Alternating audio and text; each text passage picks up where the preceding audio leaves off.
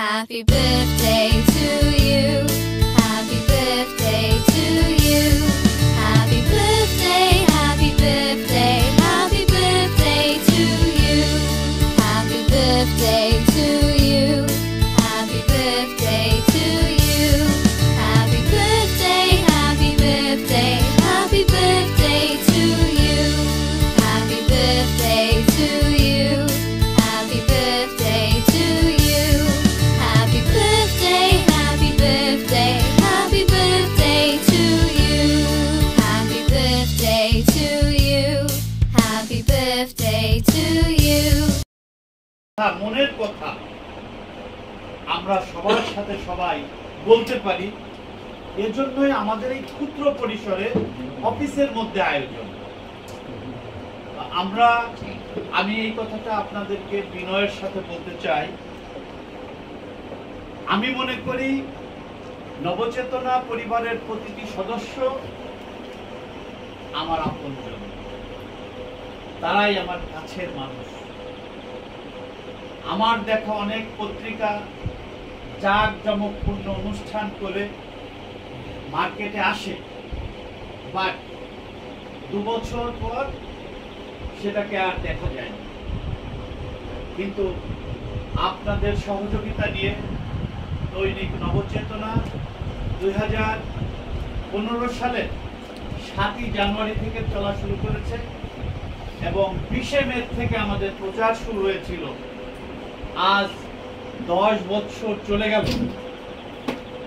11তম বর্ষে আমার সম্পাদনায় দৈনিক নবচেতনা, আপনাদের সহযোগিতায় আমরা মাঠে আছি এবং আমরা মানুষের জন্য কাজ করে যাচ্ছি, দেশের জন্য কাজ করে যাচ্ছি। আপনারা সবাই সক্রিয়ভাবে আমার সাথে আছেন বিধায়ী হয়তো আজ আমরা এ পর্যন্ত আসতে পেরেছি। আমি যখন 2015 সালে দৈনিক নবচেতনার হাল ধরেছি, তার আগে দৈনিক নবচেতনা 226 নম্বর পত্রিকা ছিল। কিন্তু এখন আপনাদের দোয়ায় এবং আল্লাহ রাব্বুল আলামিনের অশেষ রহমতে দৈনিক নবচেতনা দেশের 14তম জাতীয় দৈনিক। আপনাদেরকে একটি কথা বিনয়ের সাথে বলতে চাই, যেটা আলম এইমাত্র উল্লেখ করলো, যে দৈনিক নবচেতনার আমাদের অনেক জেলা প্রতিনিধি আছে যারা এলাকায় অনেক প্রভাবশালী, বিত্তশালী। আবার সবাই তো আর এক অবস্থানে থাকে না, হয়তো অনেকের আর্থিক সমস্যা থাকতেও পারে। কিন্তু আমার প্রশ্নটা হলো আপনাদের সবার কাছে, যে আজকে মন খুলে আমি আপনাদের সাথে কিছু কথা বলবো। আপনারা আমার কথাগুলো একদম দয়া করে গুরুত্বের সাথে শুনবেন বলেই আমি আজকে এই ঘরোয়াভাবে আপনাদেরকে আসতে অনুরোধ করেছি। তা হলো, আমরা 14তম অবস্থানে আছি। আমরা জানি রাজনৈতিক পট পরিবর্তনের পর অনেক পত্রিকা বন্ধ হয়ে গিয়েছে, অনেক পত্রিকার বিজ্ঞাপন কমে গিয়েছে, অনেক পত্রিকার প্রচার কমে গিয়েছে। কিন্তু মহান রব্বুল আলামিনের অশেষ রহমতে আমরা যেখানে ছিলাম সেখানেই আছি, আমাদের কোনো পরিবর্তন হয়নি ইনশাআল্লাহ। কিন্তু আমাদের কিছু কিছু জেলা প্রতিনিধি আছে, বিভিন্ন সময় আমাকে ইনফর্ম করে যে স্যার আমাদের এই পট পরিবর্তনের পর কি বিজ্ঞাপন পেতে অসুবিধা হচ্ছে। আমি সেই ভাইদেরকে বিনয়ের সাথে বলতে চাই, আমাদের এই বিল্ডিং, এই ভবনে 5টি জাতীয় দৈনিকের অফিস, ভোরের ডাক, আজকের দর্পণ সহ